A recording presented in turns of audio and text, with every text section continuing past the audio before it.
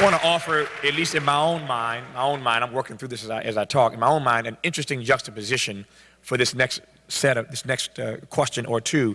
I'm looking at Reverend Jamal Harrison Bryant, who I want to come to first, I guess, and I'm looking at Kamala Harris, the DA in San Francisco. And I'm thinking of all these issues that have been discussed today, and we've heard conversations about the church ad nauseum, legitimately and necessarily, but ad nauseum about the role of the church. I want to ask specifically about whether or not we believe that this particular generation embraces the kind of faith tradition that everybody else heretofore today, who happens to be older, has discussed. Because if we believe what we have heard, that's going to have to be Reverend Harrison Bryant, at the center of any kind of engagement that we can talk young people into where the covenant is concerned. Dr. King was a great civil rights leader, but he would even tell you he was first a black preacher, and he never got away from that faith tradition. So one, how do we intertwine that faith tradition? Is it even possible? Does this generation care about that, connected much less to something like a covenant, if that question makes sense? And then after that, I want to hear from Kamala Harris, the DA in San Francisco, because the opposite end of that spectrum of church and freedom and going to heaven and living your life on your own terms is being locked up for life and not having the freedom to express, et cetera, and I'm trying to figure out how it is that we advance notions like these when in this particular text we read facts in the covenant about the criminal justice system that are not at all encouraging. Madam DA, we'll start with Reverend Harrison Bryant. Thank you, Tavis, for this opportunity. I don't think it's an accident that Dr. Lowry said that this is not a contract, but it's a covenant. And for those of us who ascribe to Christendom, understand that the Bible is our covenant. Panel one, to extend the metaphor, panel one was the Old Testament, and panel two is the New Testament. And what you have to understand is that there is a continuation that the church has to now follow. The 60s, the 70s, the 80s, the 90s led us to salvation, but did not really take us to liberation. And we can't do half the job. Moses' job would have been incomplete by just putting blood on the door. That was salvation. But to take them across the Red Sea was liberation. And so now the job of the church is not just to get people saved, but now that I have you saved, I have to make sure that you're educated, that you're homeowners, that you in fact are making a positive impact in the community. Dick Gregory said in the early 1970s that when black people are in trouble, there are two names that they call, Jesus and the NAACP.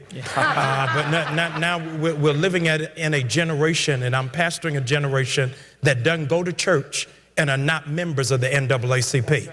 And so what we have to deal with in this covenant is how do we go into our new covenant when it is that we've got the old covenant still on our shoes. It is significant in the book of Exodus that when it is that they went onto dry ground in the promised land, that they walked through the Red Sea.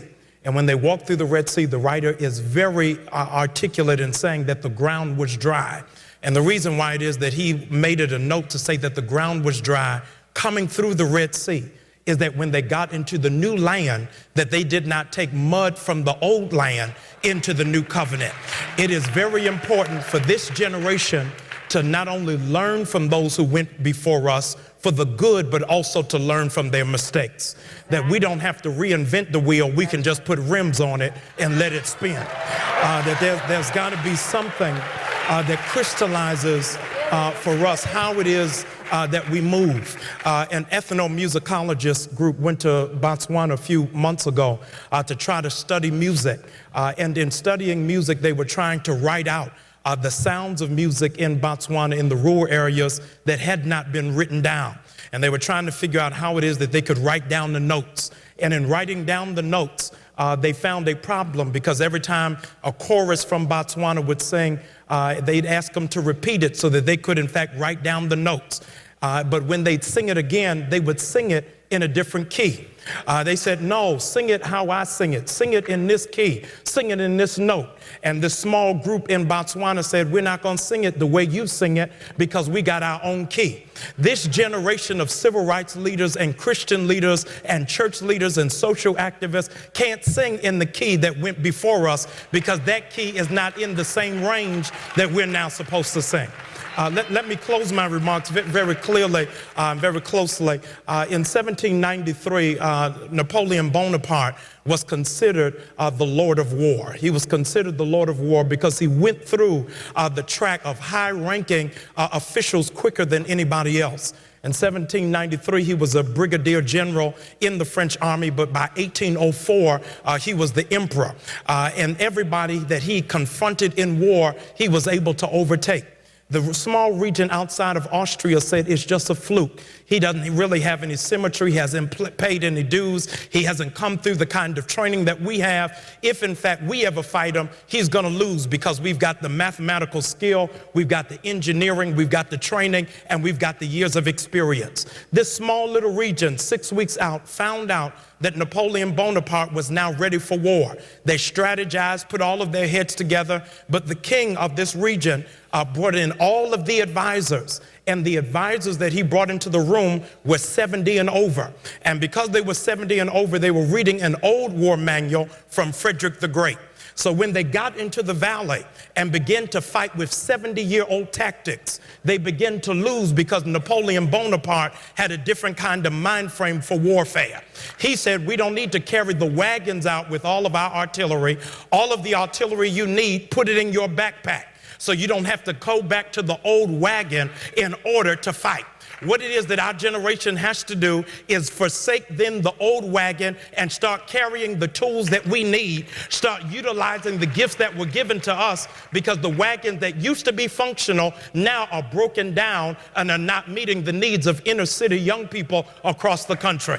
Last but not least, let me share this, that what is very significant for all of us is that we should not throw away tradition, but we should improvise tradition. That what it is that our ancestors did for us was wonderful. There is, in fact, a colloquial expression we sang, we shall overcome, so that we would remember the bridges that brought us over. But so many new Negroes have amnesia and forget it was somebody who sacrificed for them in order for us to get to this place. And so the church has to be checked. But Tavis, so much has been said in this forum and previous forums about what the megachurch is not doing.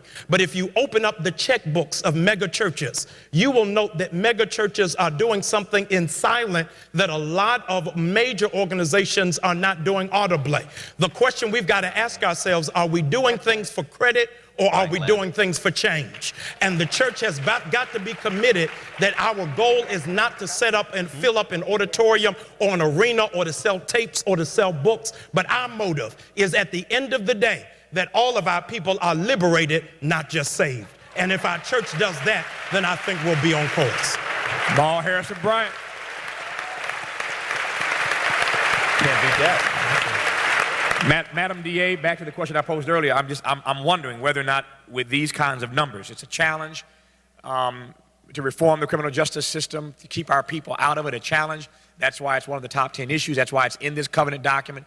But these numbers don't inspire hope necessarily, that there are going to be enough of us around in the coming months and years, certainly years, to implement this covenant the way these numbers are going. The covenant, first of all, Tavis, I want to thank you for what you've done bringing us together and convening us. We've had a lot of time waiting to come out to talk with each other and bond, and it's an incredible group. The criminal justice system is not working for the African American community. I can tell you as the chief law enforcement officer for a major city in this country that it is not working. We see that in the statistics that you've outlined. 2 million people are in the prison system in this country. Over 40% are African American, in spite of the fact that we only constitute 13% of the general population. It's not working. It's not working when we recognize that African American men, the leading cause of their death is homicide. We are overly represented both as victims and as defendants and as witnesses. Our communities suffer because our babies hear the gunfire every night, so the 7-year-old has post-traumatic stress disorder and cannot go to school the next day and learn. The criminal justice system is not working for us. What I think we have failed to do as a community, however, is own this issue of law enforcement. We talk about these statistics in the context always of it is unfair, it's morally incorrect. Maybe we have learned that from the church. It is morally incorrect. But nobody cares about that. You can look at Katrina.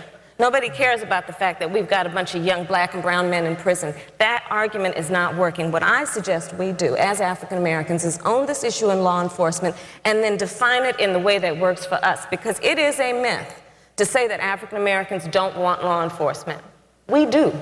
We want our grandmothers to be able to walk to church and be safe. We want our babies to be able to walk to the park and be safe. What we don't want is racial profiling.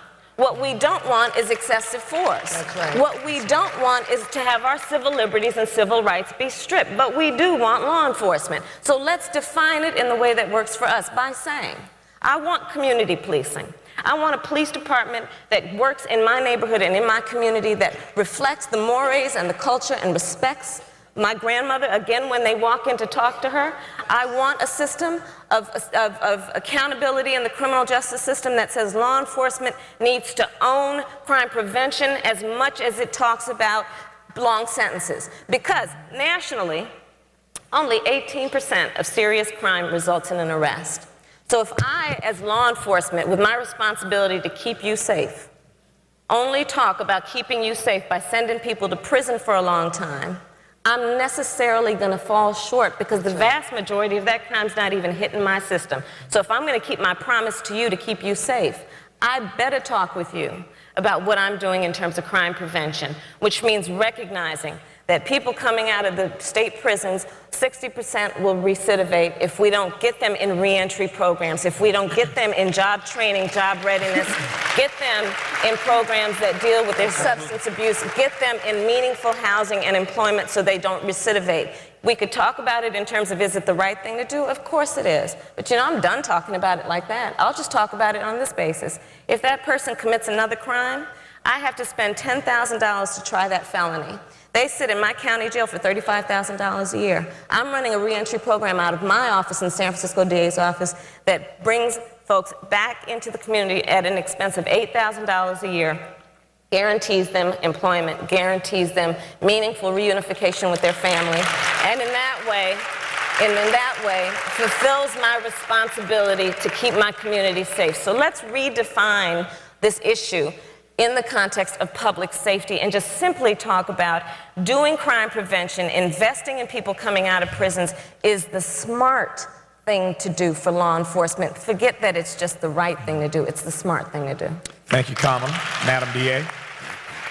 It would seem to me that the absolute antithesis of, how might I put this? I think we all believe that we pay at one of two times. We pay on the front end or we pay on the back end. If we don't want our young men and women to end up seeing Ms. Harris in court on the back end, we got to do something different on the front end. My granddaddy always said to me that insanity is doing the same thing the same way and expecting a different result. Right. You pay on the front end or you pay on the back end. Paying on the front end, it would seem to me, would be investing in education. So I go to James H. Shelton.